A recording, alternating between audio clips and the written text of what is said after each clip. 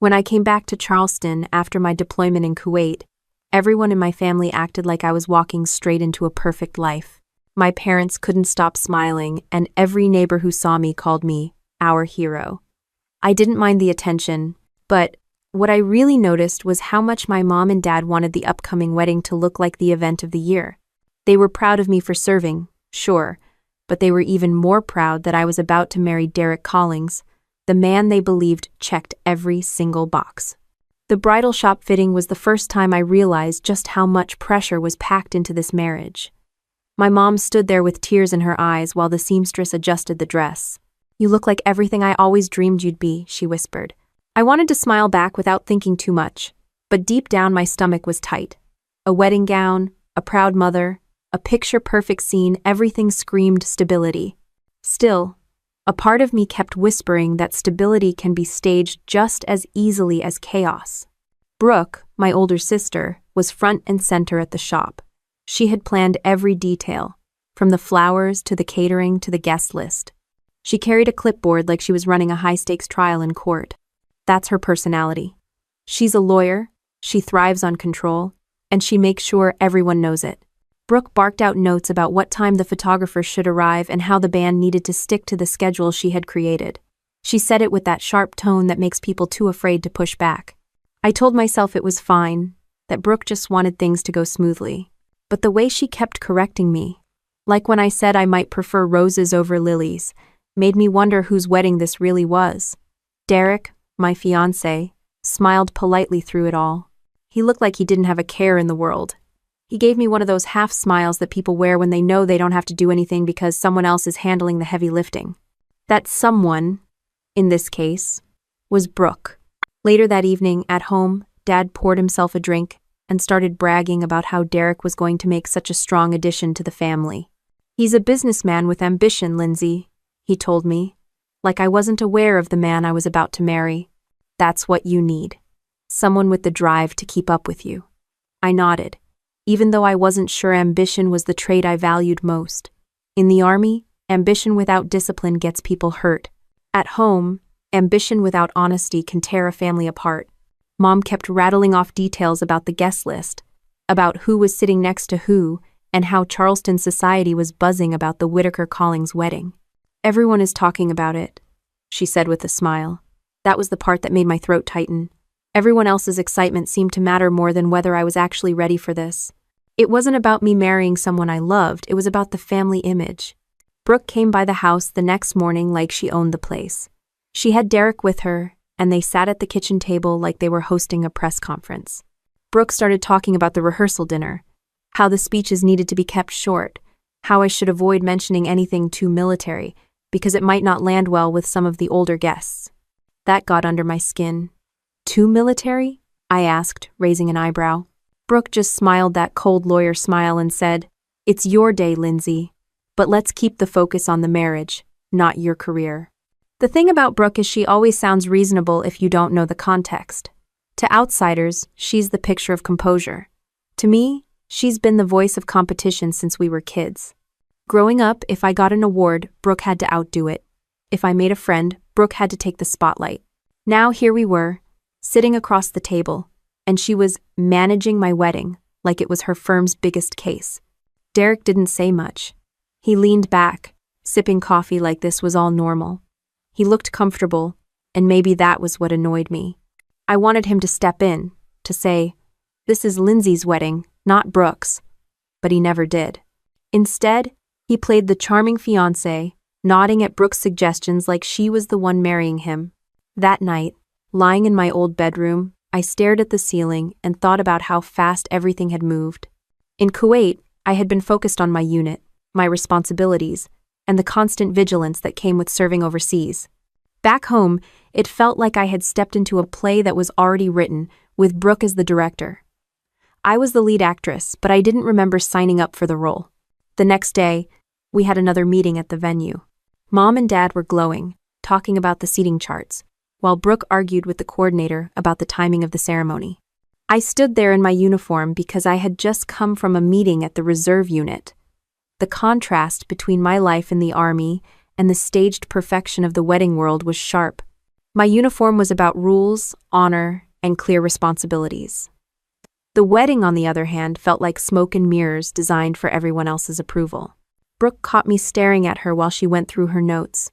She paused for half a second, gave me a look that was half warning and half smugness, and then went back to dictating orders. That look stuck with me. It was the kind of look that said, "I'm in control, and you don't even know what's really going on."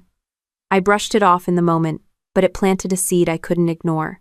By the time the rehearsal dinner rolled around, I could already feel the tension pulling at me. My family smiled, my parents beamed. Derek played the role of the perfect future son-in-law, and Brooke hovered like she was the one pulling the strings. Everyone thought this was the beginning of my happily ever after.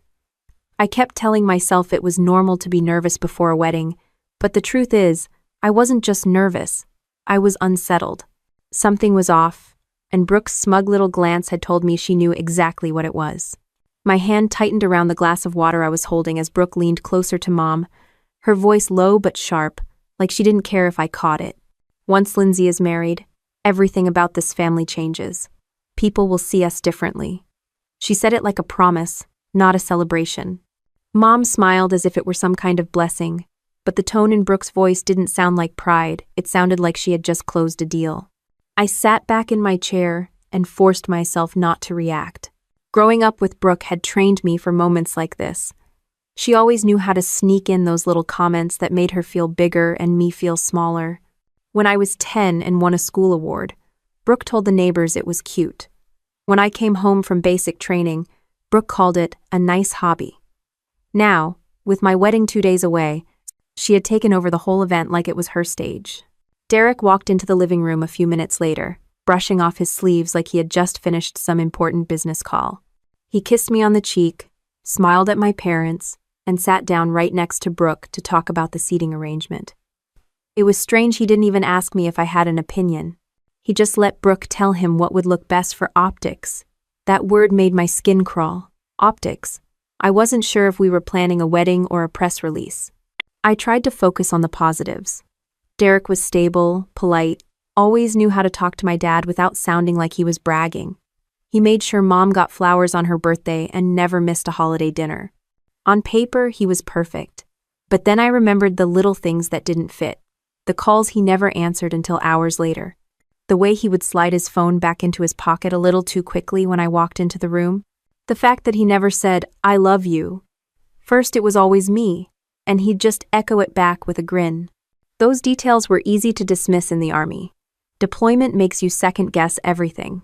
You tell yourself you're just paranoid, that being suspicious comes with the job.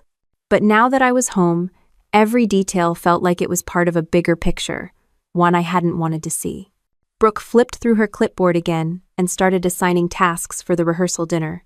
"Lindsay, all you need to do is show up on time and smile. Derek and I have already handled the rest." She didn't even look at me when she said it.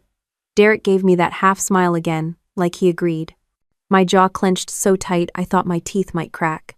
Dad interrupted with a toast, lifting his glass high. To Lindsay and Derek, the perfect match. Everyone clinked glasses and I forced a smile as the word perfect echoed in my head. Perfect for who? Perfect for what? That night, back in my room, I pulled open the cedar chest at the foot of my bed. It was filled with linens and keepsakes my parents had been saving since I was a kid, stuff they thought I'd use in my married life. It felt heavy in a way it hadn't before, like it was weighing me down with expectations I hadn't agreed to. My phone buzzed, and it was Derek. He called me Sunshine, told me he couldn't wait for tomorrow's rehearsal. His voice was warm, reassuring, almost enough to calm me. Almost. After hanging up, I sat on the edge of the bed staring at the wedding dress hanging in the closet. It was beautiful, no denying that. But for some reason, it looked more like a costume than a promise. I pressed my hands against my knees, trying to convince myself that every bride gets cold feet. That was the logical explanation. But the flicker of unease inside me wasn't about nerves, it was about control. Brooke's control. Derek's silence. My parents' obsession with appearances. The next day at the rehearsal dinner, the tension in my chest hadn't gone anywhere. The restaurant was filled with family, friends, neighbors, and more than a few people I barely recognized. Everyone was dressed to impress, eager to see the big military wedding that was supposed to put our family on the map. Mom beamed at the compliments, Dad shook hands like he was running for office, and Brooke floated around like she was the star of the evening. When Derek stood up to thank everyone for coming, his words were smooth, practiced, almost too polished. He thanked Brooke for helping organize, and the room erupted with applause for her. I sat there, smiling on the outside, while inside I wanted to scream. It was my wedding, but Brooke was the one everyone seemed to admire. I excused myself for a moment and stepped outside. The cool Charleston air hit my face, and I closed my eyes, taking a deep breath. My stomach twisted as I thought about the conversation I'd overheard, the smug looks Brooke kept giving me, and the way Derek seemed more like her partner than mine when it came to the planning. Standing there under the streetlight, I tried to push the doubts aside. I told myself I was overthinking, that Brooke was just being Brooke, competitive, controlling, but ultimately family. That Derek was just letting her run the show to keep the peace. That tomorrow, once I walked down the aisle, everything would feel different. But when I walked back inside and caught Brooke's eyes from across the room, she smirked at me like she already knew how the story ended. That smirk told me everything I needed to know. She wasn't just running the wedding, she was running me. And the worst part was, I didn't even know why. The night before the wedding, I told Mom I was heading out for a short walk to clear my head. She thought I was just nervous and gave me that soft smile mothers give when they think their daughter is about to start a perfect new life. What I didn't say was that I needed to see Derek one more time. I wanted reassurance, something solid, anything to quiet the doubts piling up in my chest. Charleston streets were quiet that evening, the kind of quiet that feels staged before a storm. The porch lights glowed, and neighbors waved as I passed by, shouting blessings about tomorrow. I smiled back like I was the luckiest woman alive, even though my stomach was knotted. Derek's place wasn't far from Brooke's, just a few blocks over. When I reached his building, the windows were lit, and a car I recognized as Brooke's was parked out front. My pulse kicked up instantly. I climbed the steps, my heels clicking against the wood, and reached for the door. That's when I froze. Derek's voice came through the thin walls, calm and casual, but the words made my body stiffen. Mom, stop worrying. Everything is under control. I stayed still, holding my breath, waiting for the natural thing for him to say he loved me, that he couldn't wait for tomorrow. Instead, Brooke's voice floated in, sharp but quiet. As long as Lindsay does her part, this deal is foolproof. The wedding seals everything. My hand slipped off the doorknob. Deal? My chest tightened. Brooke wasn't supposed to be there. She was supposed to be at home, probably reorganizing her clipboard for the 100th time. Instead, she was here with Derek, talking about me like I was some kind of investment. Derek chuckled, the sound casual, almost bored. She's easy to handle. She wants to believe this marriage is about love. She'll never question it until it's too late. End quote. The words punched me harder than anything I'd ever taken in the army. Easy to handle. Like I was some rookie soldier too naive to see the trap in front of her. Their conversation went on, each word cutting deeper. Derek laid it out plain how my father's connections in city government were priceless. How the Veterans Housing Project would push millions into the company. How using my military service in the family narrative made the whole thing untouchable. Brooke chimed in like a proud business partner, explaining how she had positioned everything, even down to the press coverage. I pressed against the wall, gripping the railing for balance. The air felt thin, like I couldn't get enough of it into my lungs. I wanted to storm in, scream at both of them, demand to know how long this betrayal had been unfolding right under my nose. But I couldn't move. Then came the part that almost made me gag. Derek lowered his voice, but it was still clear enough. Besides, Brooke, you've always known Lindsay isn't cut out for deals like this. She's a soldier. She follows orders. That's why this works. She'll never go against family. Brooke didn't argue. She laughed. That laugh was sharper than any insult she'd ever thrown at me growing up. It was the laugh of someone who thought she'd finally won the lifelong competition between sisters. My legs shook, and I stumbled back down the steps, the sound of their voices still tearing through me. The night air felt colder than it had just minutes earlier, and I couldn't stop hearing the word soldier echo in my ears. They didn't see me as a bride, or even as family. I was just the pawn they needed to cash in on their scheme.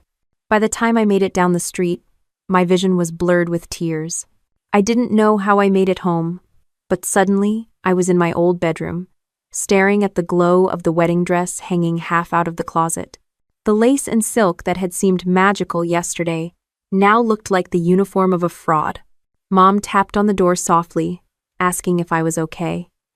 I muttered something about being tired and pulled the blanket over my head before she could see my face.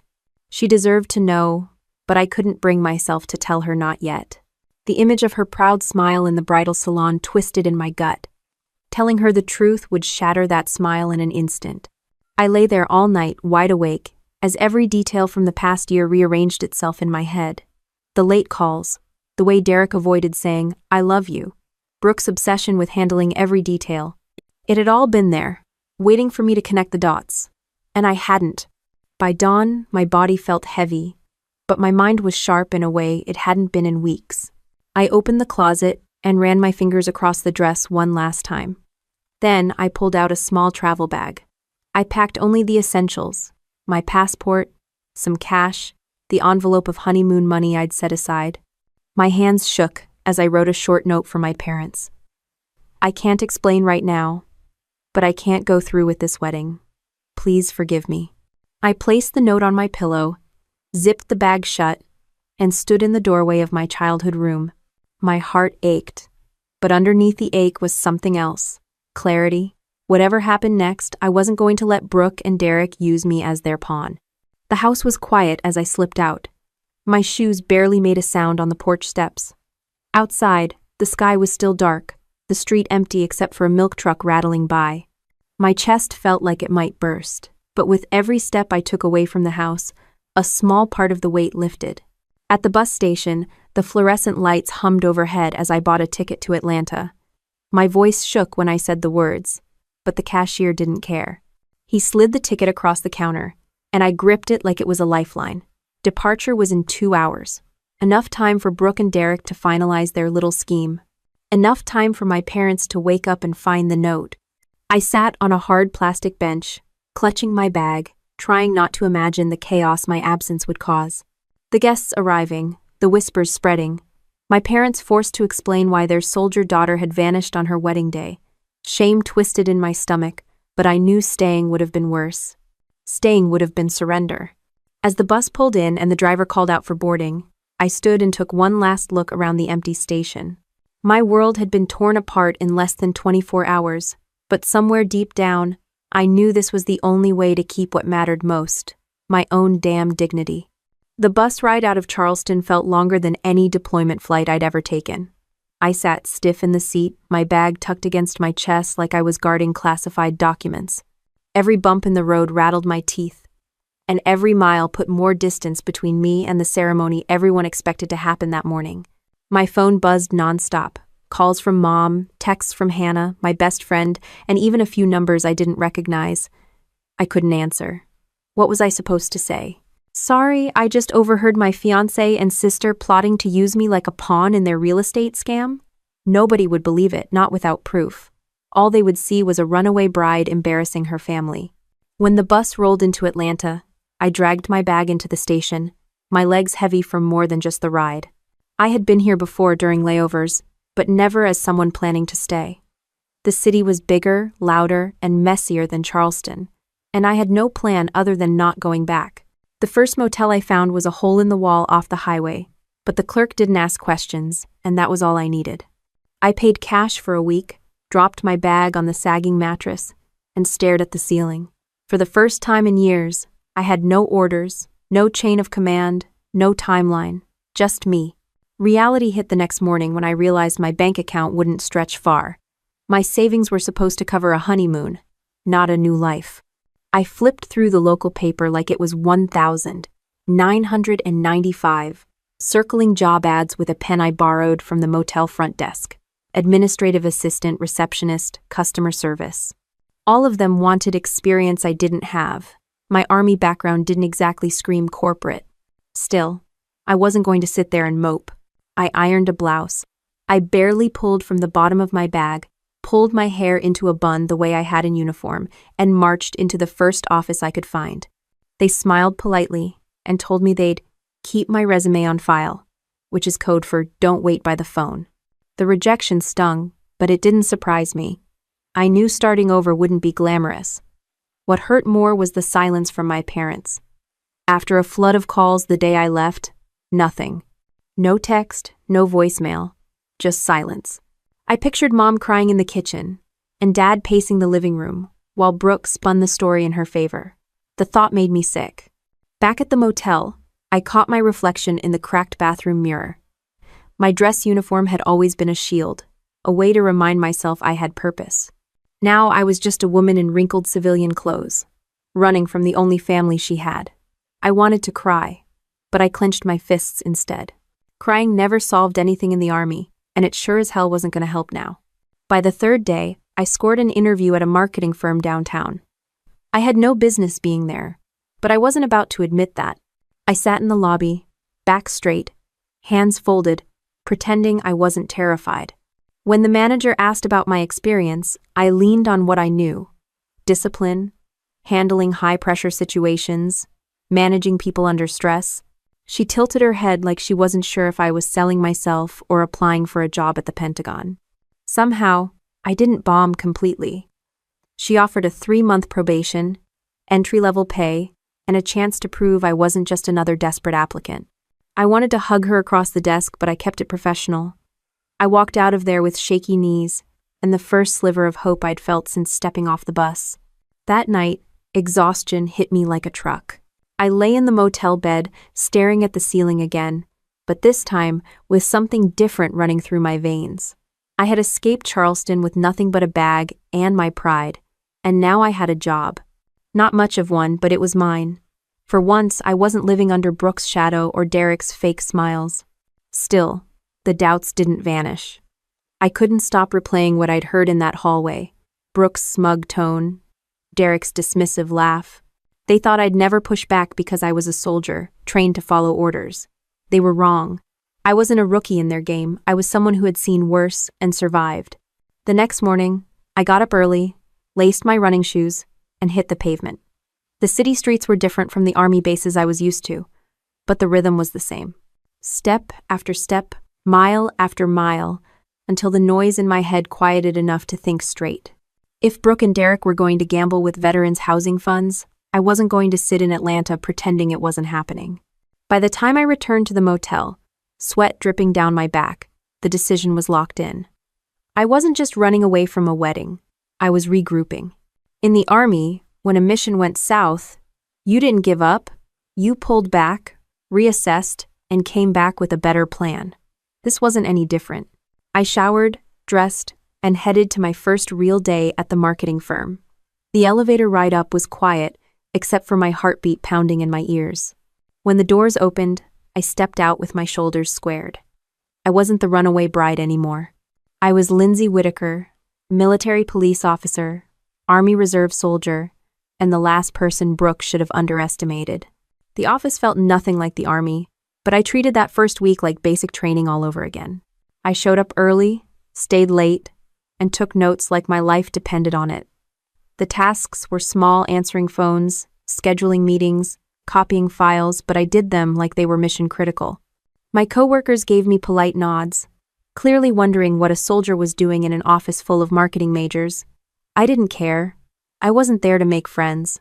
I was there to prove I could stand on my own without Brooke pulling strings or Derek flashing his fake charm. The apartment I found after the motel wasn't much better. It was a 1-bedroom walk-up with peeling paint and a kitchen sink that groaned every time I turned the faucet. But it was mine. The Army had taught me to make any space livable, so I unpacked the few things I had, folded my uniforms neatly in the closet, and lined my boots by the door. Each night I collapsed onto the lumpy mattress, proud that I'd survived another day without collapsing under the weight of everything I'd left behind. Money was tight, tighter than I wanted to admit. I bought cheap groceries, skipped nights out, and kept a running tally in a notebook of every dollar I spent. My honeymoon savings were draining fast, but I refused to touch the account my parents had set up for me years ago. I didn't want a single dime tied to Brooke's plans or Derek's lies. Still, in the quiet moments, the guilt crept in. I pictured my parents' faces when they found the note, Mom's tears, Dad's silence, the whispers of our neighbors back in Charleston. I hadn't just left a man at the altar. I had detonated a bomb right in the middle of my family's reputation. That thought gnawed at me until sleep refused to come. One evening, my phone buzzed with a call from Elena, a sergeant I'd served with overseas. Her voice was steady, the kind of steady that only comes from someone who's seen chaos and lived to tell the story. "So, Whitaker," she said, "you really bailed on the big Charleston wedding?" I winced. News traveled fast, even across state lines. "I had to," I muttered. "It wasn't what it looked like." Elena didn't push. Instead, she asked me what I planned to do next. I told her about the job, the apartment, the small steps I was taking to build something real. There was a pause, then she said, "Just remember, silence can be its own kind of betrayal. If someone's messing with veterans' housing, that's not just family drama. That's stealing from people who actually need it." Her words hit harder than I expected. She was right. It wasn't just about me, Brooke, or Derek. It was about the men and women who came home broken and needed help.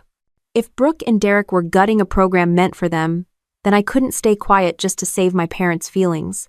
The next day at work, while everyone else was buzzing about client presentations, I sat at my desk staring at the screen, Elena's words echoing in my head. Betrayal wasn't just personal. It was bigger. And if I really was the soldier Brooke claimed I was, someone who followed orders, never questioned family, then maybe it was time to prove her wrong. By the end of the week, I had a rhythm. Wake up early, hit the pavement for a run, put in hours at the office, head home, and write down what little progress I'd made. Some nights, I stared out the window of my tiny apartment at the city lights and wondered if this was all survival was supposed to look like, just getting through each day. But other nights, I felt something sharper. Determination, anger, a spark that reminded me I wasn't built to be anyone's pawn. On a Saturday morning, I dragged myself to a local coffee shop with my laptop. The place smelled like burnt espresso and old wood, but the Wi-Fi was free. I typed Brooke's name into the search bar, half hoping nothing would come up. Instead, pages of articles popped up. Local press, property deals, legal filings. Her name was everywhere, right next to Derek's. Every smiling photo of them felt like a knife. I sat there scrolling until my coffee went cold. That was when a man about my age leaned over from the next table. "You're looking at them like they stole your car," he joked. I smirked despite myself. Something like that. His name was Grant Holloway, a former Marine turned security consultant. He had that same look most vets carry, steady eyes, squared shoulders, and a sense that he'd seen enough to spot trouble a mile away. Grant didn't pry, but he noticed the names on my screen. "Collings? Whitaker? That's Charleston, right? There's been talk about some shady housing contracts tied to vets down there." My pulse quickened. He said it casually, like he was passing along gossip. But for me, it was confirmation. It wasn't just paranoia. The whispers about veterans' housing fraud were real, and Brooke and Derek's names were tangled right in the middle of it. I closed the laptop before I gave too much away, but my heart was already pounding. That night, back in my apartment, I replayed what Grant had said over and over. Shady housing contracts, veterans, Charleston. All the pieces were connecting, and the picture they painted was uglier than anything I'd prepared for. Lying in bed, staring at the ceiling, I thought about Elena's warning again. Staying quiet might protect my parents from embarrassment, but it wouldn't protect the people who were counting on that funding. Brooke and Derek were banking on me disappearing into Atlanta and never looking back. They thought I'd play the role of the obedient soldier forever. But I wasn't going to let them write the story for me anymore. The next Monday morning, I walked into the office with a clearer purpose. My desk job wasn't glamorous, but it gave me cover, a routine, and access to resources I could use once I figured out how far Brooke and Derek had gone with their scheme. I handled scheduling, contracts, and sometimes background checks for clients. Most of it was mind-numbing paperwork. But if the Army taught me anything, it's that information is power, even when it looks boring on the surface. Grant stopped by my desk later that week. He leaned against the partition, casual but alert. "You settling in all right, Whitaker?" he asked, using my last name the way service members do when they sense one of their own. I nodded. "Not bad. Beats sleeping in a motel." He grinned and handed me a folder. "Welcome gift. It's the company handbook, but honestly, half of it's useless. You'll figure it out faster than the rest of them. That was the first time I let myself relax around him. He wasn't trying to charm me like Derek used to. He was blunt, almost dry in the way only another veteran could be. We ended up grabbing lunch that afternoon, and before I realized it, we were trading deployment stories like we'd been in the same unit. His marine humor was sharp, sometimes dark, but it cut through the noise in my head better than anything had in weeks. Still, I kept my guard up. Trust wasn't something I handed out freely anymore. I let him talk about his transition to civilian work, how he stumbled into private security after realizing corporate America didn't understand what he had to offer. I listened, filed away the details, and gave him just enough back so he knew I wasn't a closed book. That night, sitting in my apartment with leftover takeout, I pulled up the articles I'd bookmarked about Brooke and Derek's projects. The Veterans Housing Initiative was supposed to provide affordable homes for returning service members. Instead, the contracts looked inflated, the development progress minimal, and the same companies kept showing up with different names. It smelled like fraud, and Brooke's signature was on more than one legal filing. I forced myself to shut the laptop before I spiraled too far. What I needed was proof, not speculation. And proof meant being patient, disciplined, and smart. The next weekend, Grant and I bumped into each other at the gym. He raised an eyebrow when he saw me on the treadmill at 6 a.m. "Figures," he said. "Army cops never know how to sleep in." I shot back. "And Marines do? Please." That earned me the first genuine laugh I'd had in weeks. It felt good, even if I didn't want to admit it out loud. After our workout, he mentioned he was consulting on a project in Charleston. "Some whispers about housing funds going missing," he said, wiping sweat from his face. "Nothing confirmed, but guys are starting to talk. You know how it goes if veterans are getting screwed, word spreads fast." My chest tightened. There it was again. Charleston and housing funds in the same sentence. I kept my face neutral and asked, "You think it's serious?" He shrugged. "Hard to say without records. But scams like that? They're cancer. They grow fast if nobody cuts them out." Back at home, I couldn't shake the conversation. It wasn't just me connecting dots anymore. Independent chatter was lining up with what I'd overheard, what I'd read, and what I knew about Brooke's obsession with control. They weren't just manipulating me into a sham marriage. They were exploiting the one group of people I couldn't ignore, veterans who didn't have the luxury of walking away. I thought about Elena's voice on the phone, reminding me that silence can be betrayal. She was right. If I let this slide, I'd be complicit. Just another Whitaker pretending everything was fine while my sister lined her pockets. At work, I started staying late, not because of the job, but because the empty office gave me time to think. I practiced patience the way I had during long patrols overseas, observing, waiting, collecting details, until the picture came together. When I finally did speak up, I wanted it to be with facts nobody could deny. Grant caught me one evening as I was shutting down my computer. "You always this dedicated?" he asked. His tone wasn't judgmental, just curious. "I've got things I'm working on," I said. He studied me for a beat, then nodded like he understood more than I'd said. That was the thing about veterans, we can spot when someone's running a mission, even if we don't know the details. Walking home that night, I replayed everything in my head. Derek's smug words about me being a soldier who followed orders. Brooke's cold laugh about me never pushing back. They thought I'd be too obedient, too loyal, too blind to see what they were doing. They didn't realize that the Army didn't train me to follow blindly. It trained me to adapt, to fight smart, and to stand up when something was wrong. I unlocked my apartment door, dropped my bag, and sat down at the table with a notebook. At the top of the page, I wrote one word: evidence. Underneath, I listed everything I had so far: articles, overheard conversations, names of companies tied to Brooke and Derek. It wasn't much, but it was a start. The rest, I'd have to dig for. For the first time since I walked out of Charleston, I didn't feel like I was running. I felt like I was regrouping. And if there was one thing I knew better than anything else, it was how to prepare for a fight. The notebook on my kitchen table became my new field manual. Every night after work, I added notes, sketched timelines, and tried to piece together a chain of evidence that would hold up to scrutiny. Army police training had drilled into me that facts mattered more than emotions. If I was going to confront Brooke and Derek, I needed more than anger, I needed proof. I started simple. Public records were easy to access if you knew where to look. Online filings, property records, contractor lists, most people ignored the details. But I had the patience to read every page. That patience paid off. Derek's company had signed multiple contracts for veterans' housing projects, but the progress reports were suspiciously vague. Money was being allocated, but homes weren't being built. The same shell companies popped up over and over, all tied to law firms Brooke just happened to represent. I cross-referenced addresses listed on the filings. Several led to empty lots or half-finished properties sitting idle for months. Veterans were supposed to be moving into these homes. Instead, they were staring at weeds and construction tape. I printed everything I found and kept the pages in a locked file box under my bed. At work, I used the excuse of researching market competitors to run background checks through the company's databases. Nothing illegal. I wasn't stupid enough to risk my job, but enough to verify connections. Derek's name was linked with out-of-state investors who had shady reputations. Brooke's firm kept showing up as the legal representative on contracts that moved millions.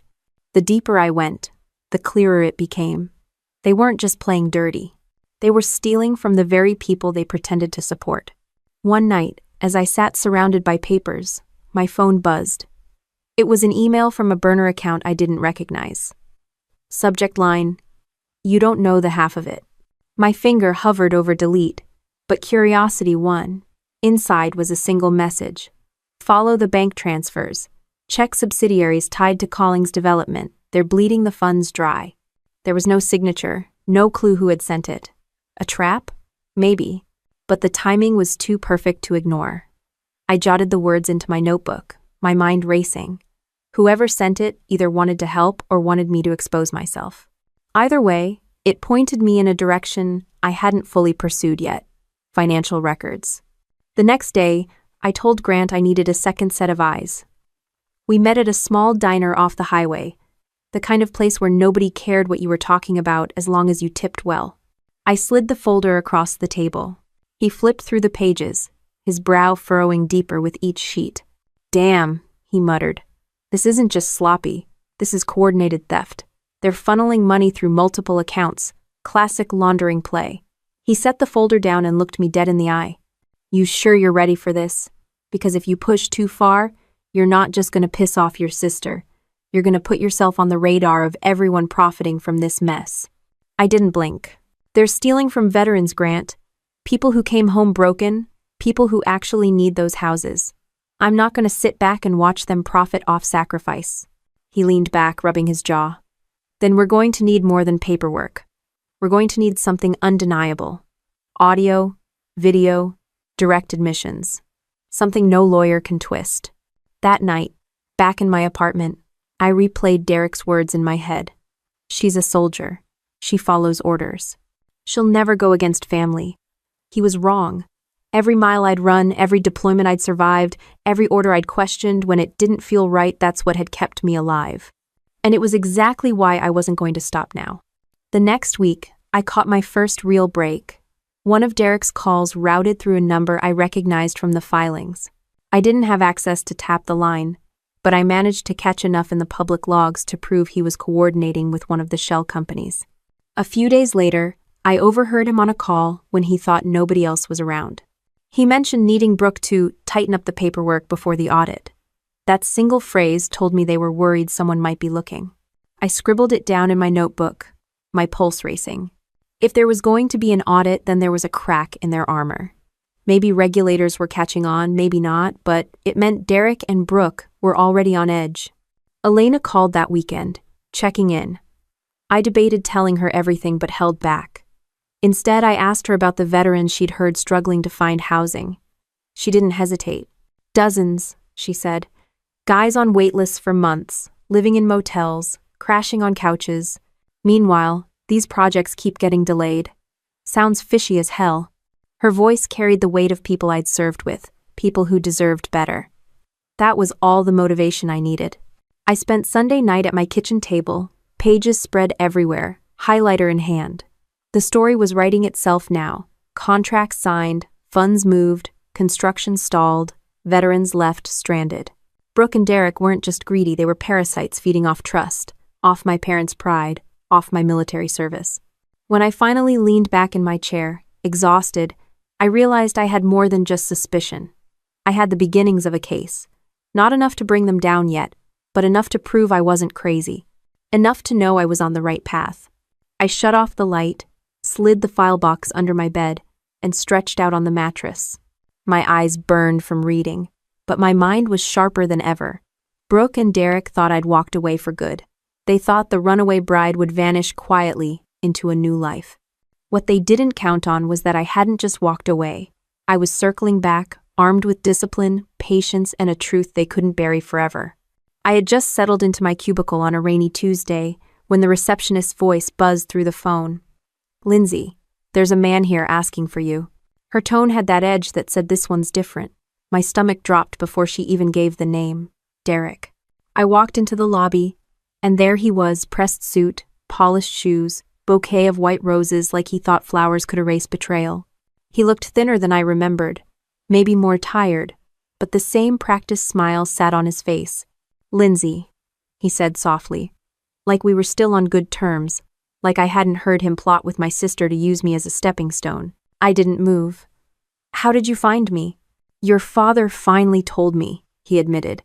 "It took weeks, but I had to see you." He gestured with the flowers. "Can we talk, please?" Against my better judgment, I agreed to step into a small conference room. The walls felt too close, the air too stale. He set the flowers on the table between us, like a peace offering, and leaned forward with those earnest eyes that used to melt me. "I was a fool," he started. "I said things I didn't mean. I thought marriage was about stability, about building something that made sense. But when you left, I realized what I'd lost. I love you, Lindsay. Truly." I barked a short laugh, sharp enough to cut through the room. "Stop. I heard every word you said that night. Every single one. I heard you laugh when your mother asked if you loved me. I heard you call me easy to handle. I heard you plan to meet someone else the morning of our wedding. Don't sit here and rewrite history." End quote. His face drained of color. You heard that?" "Yes," I snapped. "And I heard Brooke laughing with you, proud of how you'd use me to legitimize your scam. Don't insult me by pretending this was ever about love." He opened his mouth, but I cut him off. "You weren't just marrying me. You were marrying my uniform, my service, my parents' connections. You saw me as a convenient purchase, and you thought I'd never figure it out." The mask slipped then. His shoulders slumped, and for a moment, the polished Derek was gone. What was left was a man cornered. He rubbed his face and muttered, "Brooke said you'd never go against family. She said you'd keep quiet no matter what." There it was, the confirmation I hadn't expected to get so easily. My sister wasn't just a co-conspirator, she was the mastermind. Derek had been the actor, but Brooke had written the script. I leaned forward, steady now. "You just admitted everything. And you're right about one thing. I'm family. But being family doesn't mean covering for criminals. It means holding them accountable, even if their last name matches mine." He looked up, panic flickering in his eyes. "Lindsay, you don't understand. This isn't just us. There are investors, deals bigger than anything you've seen. If you push, you'll get crushed." I stared back without blinking. "I've been shot at in the desert, Derek. You think a couple of greedy lawyers and businessmen scare me?" Silence filled the room. Finally, he pushed the flowers toward me again, desperation leaking into his voice. "I'm begging you, just let it go, walk away, start fresh. We'll handle it." I stood, leaving the bouquet untouched. I already started fresh, and the more you talk, the more I realize just how deep this goes. "You should be worried, Derek. Not me. I walked out before he could respond, my pulse racing, but my stride steady. Back at my desk, I sat down, logged into my computer, and opened my notebook. Under the word evidence, I added a new line. Derek confirmed Brooke as mastermind, mentioned larger network of investors, showed fear. Grant caught up with me later in the parking lot. "You all right? You look like you wanted to strangle somebody in there." "Now, I told him Derek had shown up, tried to feed me the "I love you" line, and slipped more than he realized. Grant shook his head. "Classic.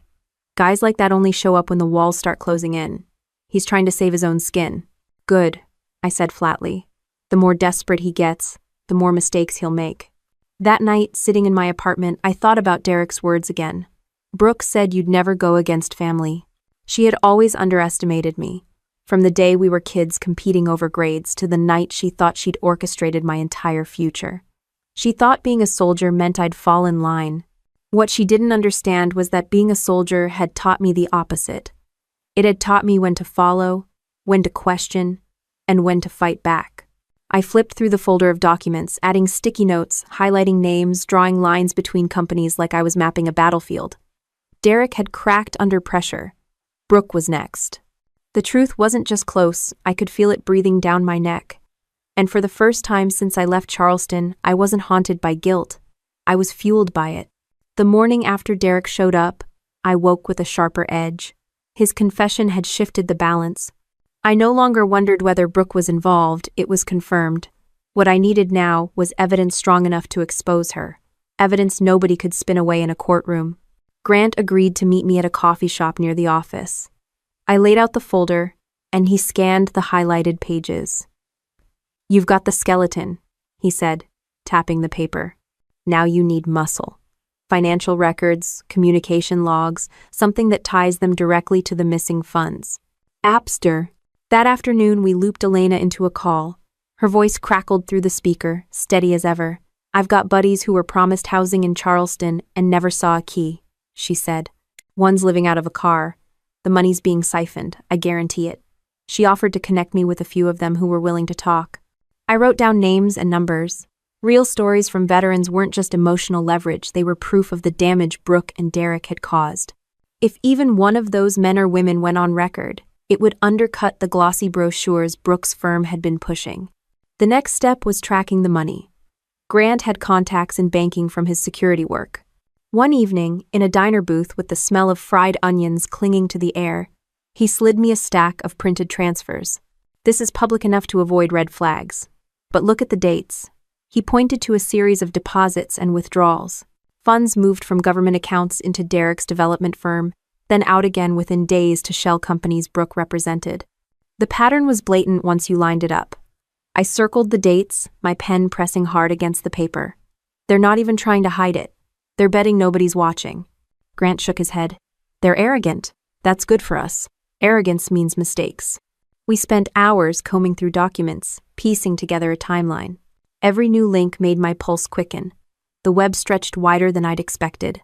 Out-of-state investors, shady contractors, and multiple fronts disguised as affordable housing initiatives. At the center of it all was Brooke's signature, her name appearing like a watermark across the fraud. It wasn't just theft, it was betrayal, dressed in business casual. Veterans, people I'd stood shoulder to shoulder with overseas, were being robbed so my sister could climb the social ladder.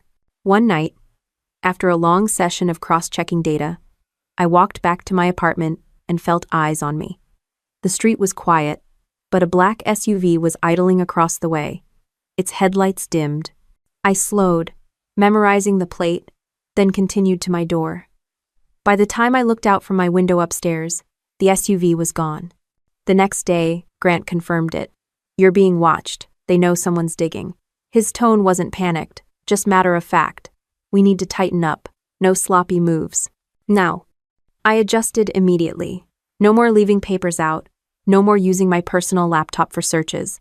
I created backups, stored copies off-site, and treated every file like contraband. It reminded me of patrols overseas. Never assume you're safe. Never assume you're unseen. Elena called again that weekend, her voice lower this time. "Word spreading. People are nervous. Somebody warned me you might be poking around. I don't know how far Brooke's reach goes, but watch your back."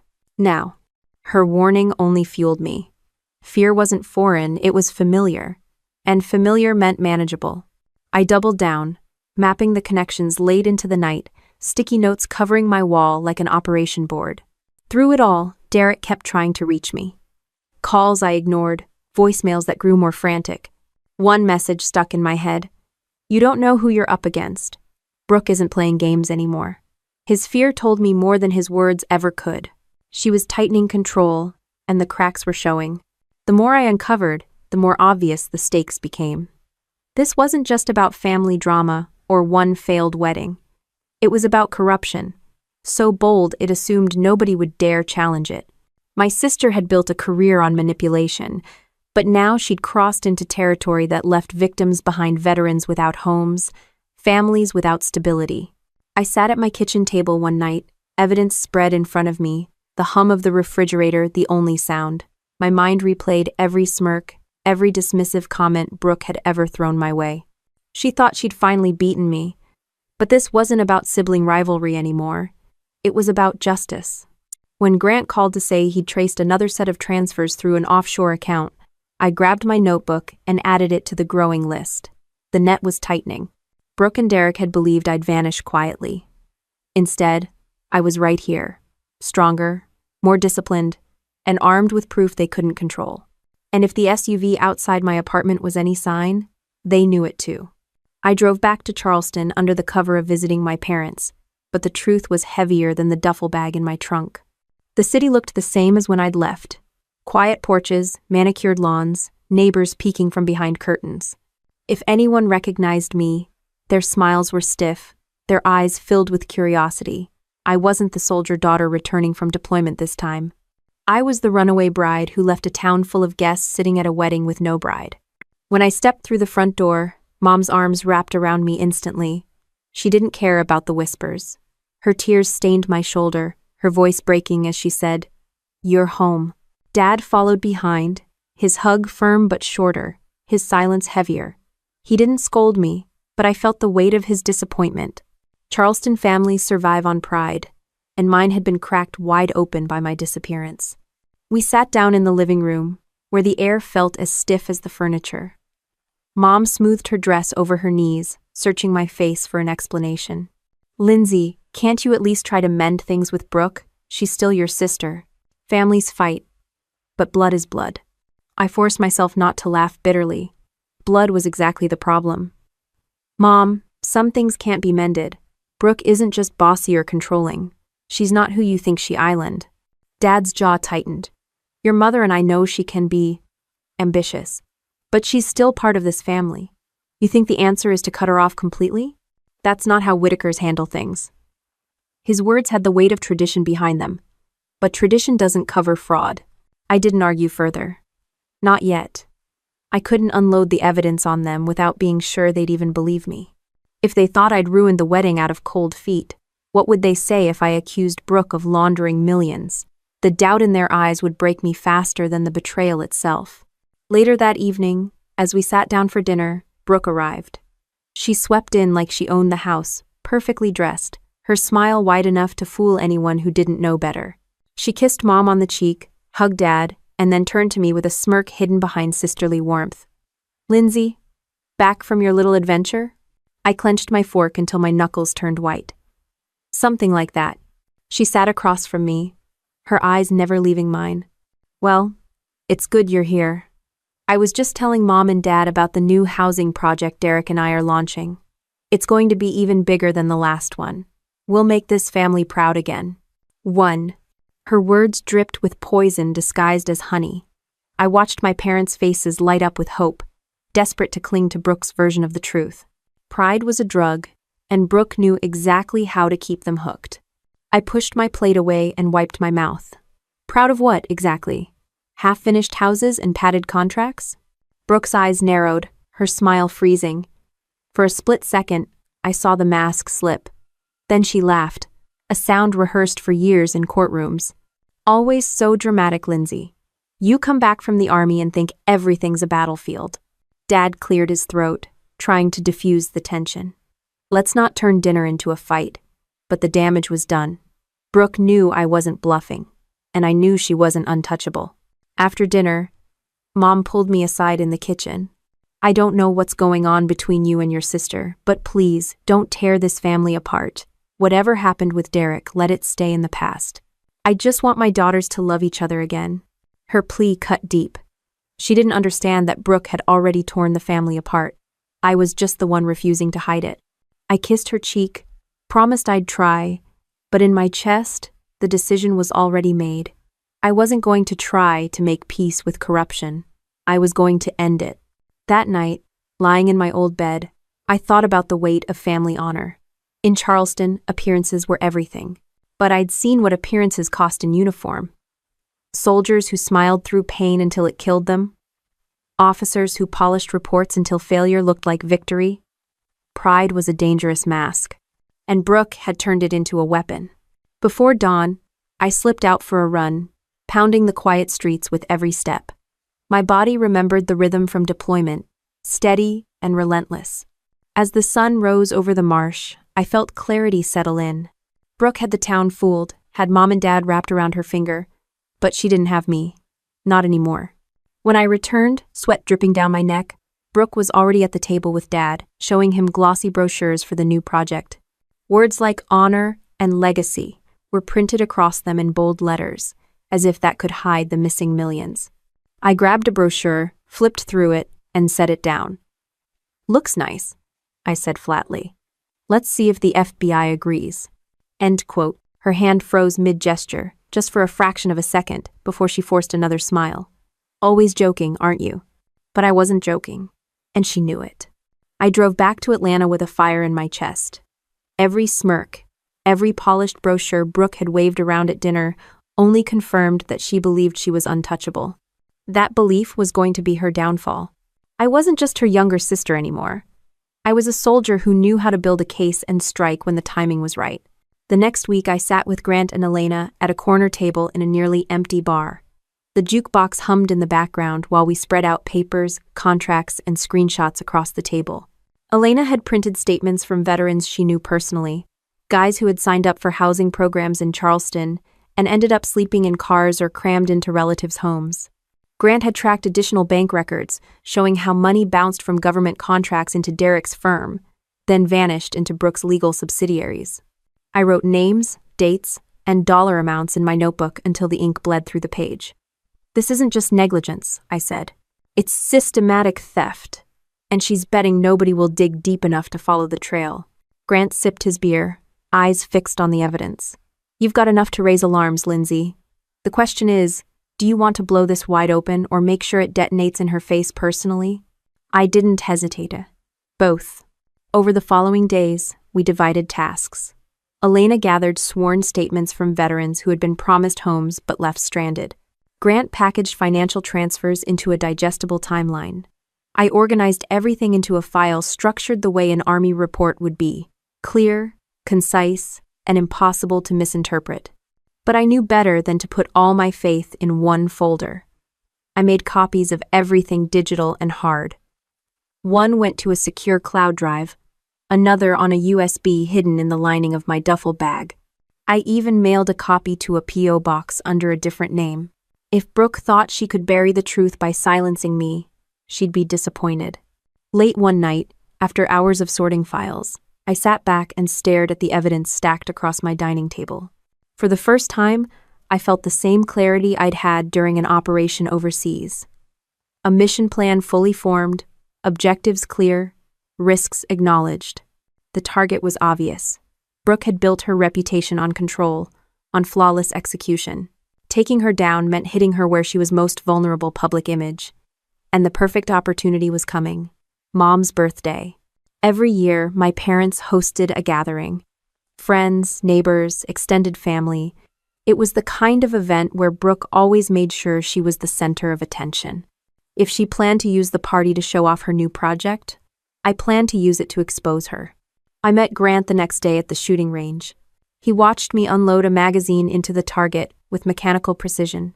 "You're wound tight," he said. "I'm preparing," I answered, sliding the gun into its case. "This isn't just about catching Brooke. It's about proving to my parents that she's not the golden child they think she island. They need to see it with their own eyes." Grant nodded slowly. "Then make sure you're ready for the fallout. Families don't take kindly to betrayal, even when you're exposing the guilty one." Oh, I knew he was right. My parents would be devastated. Their pride, their sense of Southern honor, their need to believe both their daughters had made something of themselves, it would all crumble in one night. But I couldn't protect them by staying silent. Silence was the exact weapon Brooke had been counting on. The morning of the party, I sat at my kitchen table with the final file open in front of me. I slid the stack of papers into a leather folder, the kind meant for legal documents. Then I tucked 2 more copies into my bag, one for Army CID, one for the FBI. I'd already sent digital versions, but holding the hard copies gave me the kind of assurance only a soldier would understand. Redundancy is survival. Before heading out, I stared at my reflection in the mirror. No wedding dress this time, no false smile. Just me in a sharp, simple dress, hair pinned back, and the same determined eyes that had carried me through deployments. I whispered to myself, this isn't about revenge. This is about justice. The drive to Charleston was quiet, but inside my head, the noise was deafening. Every memory of childhood rivalry, every sneer from Brooke, every betrayal replayed in a loop. My grip on the steering wheel tightened with each mile. When I pulled into my parents' driveway, the yard was already full of cars. Laughter spilled from the porch, and the warm glow of lights cut through the evening air. I grabbed the folder from the passenger seat and took a steadying breath. Inside, Mom beamed at me, hugging me tight. Dad's eyes softened, though his posture remained stiff. Relatives filled the living room, glasses clinking, plates piled high with food. And there was Brooke, standing beside Derek, her arm looped through his, her smile practiced to perfection. She raised her glass when she saw me. Well, well, look who finally decided to come home. I didn't flinch. I walked straight past her, kissed Mom's cheek, hugged Dad, and set the leather folder down on the dining table. My heart pounded, but my voice was steady as I greeted relatives, shaking hands, smiling just enough to mask the storm brewing inside me. Brooke kept her eyes on me, suspicion flickering beneath her polished grin. Derek looked pale, sweat already gathering at his collar. He knew what I carried. He knew the weight of it. As the evening carried on, people began to gather in the living room for the traditional toast. Brooke cleared her throat, ready to launch into her performance about legacy projects and honoring veterans. I rested my hand on the folder, prepared to cut through her lies with the truth. The house was full of chatter, glasses raised, cameras flashing.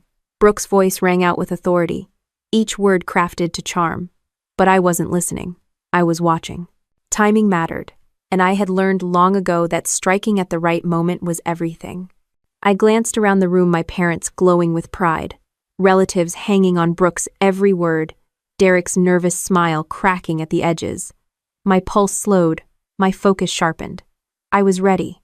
The clinking of glasses died down as Brooke launched into her speech, standing tall with the confidence of someone who thought she'd already won.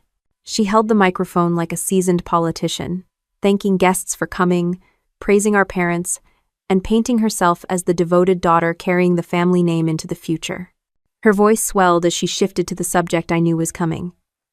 Derek and I are proud to announce our newest project, she said, lifting a glossy brochure. A veterans housing initiative that will not only bring honor to this family, but also provide stability for those who served. The crowd applauded, and my parents glowed with pride. Brooke paused, letting the praise soak in, her eyes scanning the room until they landed on me. That smug smile curved her lips. She thought I was powerless. I stepped forward, my heels clicking against the hardwood floor, the leather folder tucked firmly under my arm. Funny thing about that project, Brooke, I said loud enough to cut through the room. It doesn't exist, not the way you've been selling it. End of chapter. The room went silent, the kind of silence that prickled your skin.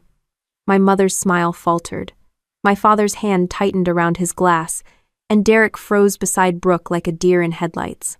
Brooke laughed, smooth and practiced. Lindsay, really? This is Mom's birthday, not a courtroom. You've been away too long. You don't understand how development works. I dropped the folder onto the table with a sharp thud. I understand perfectly. I understand contracts signed and never fulfilled. I understand government funds funneled into shell companies you represent. I understand veterans left homeless while you and Derek lined your pockets. Gasps rippled through the crowd. A few relatives leaned closer to catch every word. Brooke's eyes narrowed, the smile slipping for the first time. You don't know what you're talking about. I opened the folder and pulled out the first set of documents, holding them up. These are property records. Lots purchased, contracts signed, funds distributed. But where are the houses? Where are the families' promised homes? I'll tell you where. They're in motels. They're on couches. They're waiting while you cash in. Derek's face was pale, sweat trickling down his temple. He tugged at his tie and whispered something to Brooke, but I didn't let them regroup. I pulled another page free, slapping it down on the table. Bank transfers. Money flowing from government accounts into Derek's firm, then out again within days. Straight into companies tied to your law office, Brooke. You didn't just enable this, you orchestrated it. The room buzzed with shocked murmurs. My father stepped forward, his voice low but cutting. Brooke, is this true?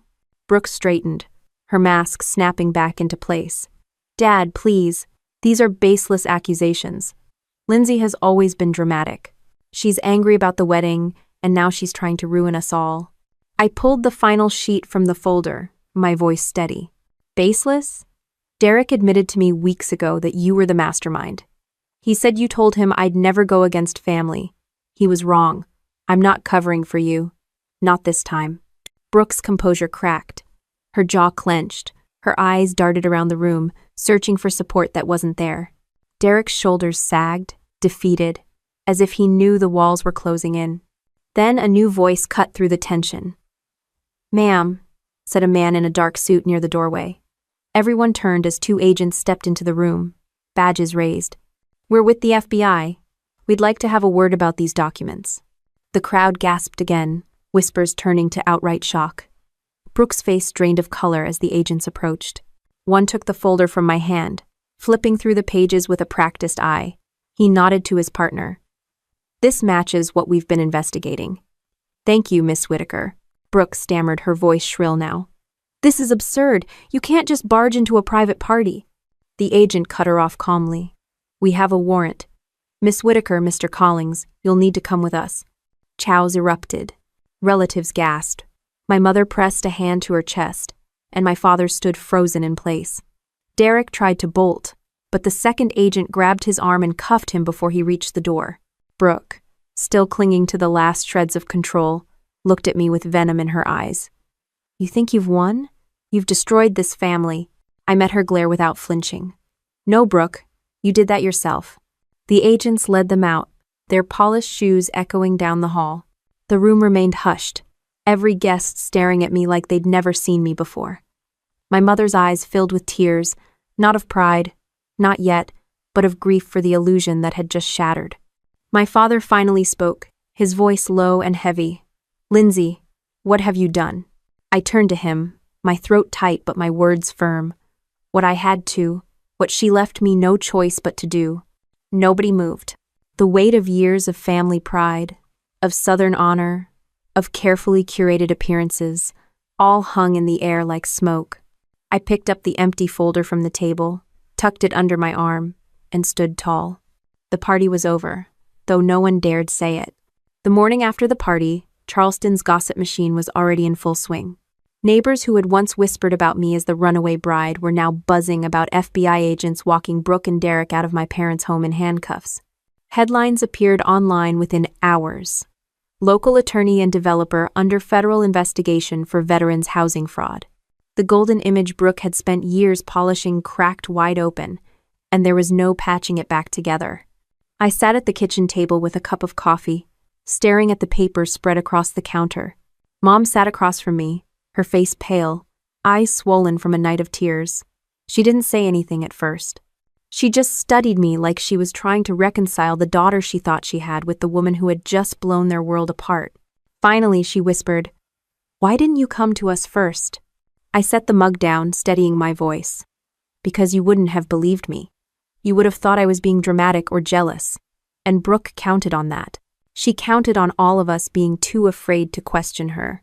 Dad joined us, his expression stone-heavy. He folded his arms and let out a long sigh. Your mother and I raised you girls to look out for each other, to hold this family's name high, and now? He stopped, shaking his head. I met his eyes. Dad, holding the family's name high doesn't mean protecting corruption, it means protecting integrity. That's what you taught me. That's what the Army drilled into me every day. If I looked the other way, I'd be betraying everything you ever stood for. His shoulders softened, the weight of truth settling over him.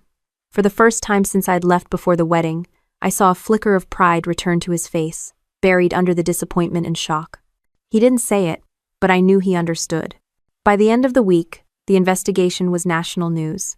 Reporters swarmed Charleston's courthouse. Veterans came forward with stories of broken promises, and Brooke's name was tied to every headline about fraud and betrayal. Derek, desperate and pale, cut a deal to cooperate, but it didn't save him from the disgrace of being labeled a con man. Brooke fought harder, calling it all a smear campaign, but the paper trail I'd built was airtight. The louder she screamed, the more guilty she looked. In Atlanta, life moved forward. I reported for drills with the Army Reserve, the weight of my uniform, steadier than ever. My unit didn't treat me like a scandal or a victim, they treated me like Sergeant Whitaker, someone who knew how to stand her ground. That was enough. One afternoon after training, Grant found me outside the armory. He leaned against his truck, arms crossed, that lopsided grin on his face. "Well, Whitaker, looks like you managed to piss off half of Charleston and make national headlines at the same time. Not bad for a runaway bride." I rolled my eyes, but a smile tugged at my lips. "You make it sound like I planned it that way." He shrugged. "Maybe you didn't plan it, but you executed it, and that's what counts." We grabbed dinner at a small diner afterward, the kind of place with cracked leather booths and waitresses who called you honorable. For the first time, I let myself laugh without the weight of guilt pressing down. Grant didn't fill the silence with empty promises. He didn't try to fix me. He just listened, cracked sarcastic jokes, and reminded me that life didn't end with betrayal. It could start again with honesty. Weeks later, I returned to Charleston one last time. Not for Brooke, not for Derek, but for my parents. They were quieter now, humbled by the fallout. The neighbors who once whispered about me now avoided their gaze altogether. Mom greeted me with open arms, her embrace tighter than ever, as if she was afraid I'd slip away again. Dad shook my hand before pulling me into a hug that lasted longer than any we'd shared before. In the kitchen, the smell of Mom's peach cobbler filled the air. She sat me down at the table and whispered, "I don't know how to make sense of everything, but I know you did the right thing. You didn't destroy this family. You saved it from rotting." Her words broke something loose inside me. For months, I'd carried the guilt of walking out on the wedding, of humiliating my parents, of tearing through Charleston's social fabric, but in that moment I realized the truth. I hadn't run away out of cowardice. I had walked away because I refused to live a lie. Later that evening, as I packed my bag to head back to Atlanta, I paused at the doorway of my childhood room. The wedding dress still hung in the closet, untouched, its lace yellowing in the shadows. Once it had symbolized everything I thought I wanted. Now it was nothing more than fabric. I closed the door and left it behind. Back in Atlanta, my life was steady. Work at the firm gave me purpose. My reserve duties kept me sharp, and nights spent with Grant reminded me that relationships didn't have to be built on lies. Some evenings, I stood at my apartment window, watching the city lights shimmer against the night sky, and thought about the girl who had once been terrified of starting over. She was gone now. In her place stood a woman who had survived betrayal, who had exposed corruption, and who had rebuilt her life on her own terms. People in Charleston still whispered about me. I was sure of it. To some, I'd always be the bride who ran. Let them talk. Their whispers didn't define me anymore. I knew better. I wasn't a coward. I was a soldier, a daughter, and a woman who had chosen truth over appearances. The final lesson sat clear in my mind, one I carried like a mantra. Running wasn't weakness. Sometimes it was the bravest choice you could make. And when I ran, I didn't just save myself, I saved the honor my sister tried to bury. The Army had taught me that honor wasn't a word you wore on a uniform. It was the choices you made when nobody was watching. I had made mine, and for the first time in years, I felt free. Looking back, I see the path clearly now. I could have stayed in Charleston, played the obedient sister, and lived a life built on Brooke's lies. But walking away wasn't weakness, it was survival. I didn't just protect myself. I protected the truth, the honor of the uniform I still wear, and the values my parents raised me to believe in. Family doesn't mean blind loyalty. It means having the courage to stand up when someone you love betrays everything you stand for. And if there's one thing I've learned through all of this, it's that running from a lie isn't cowardice, it's the first step toward freedom.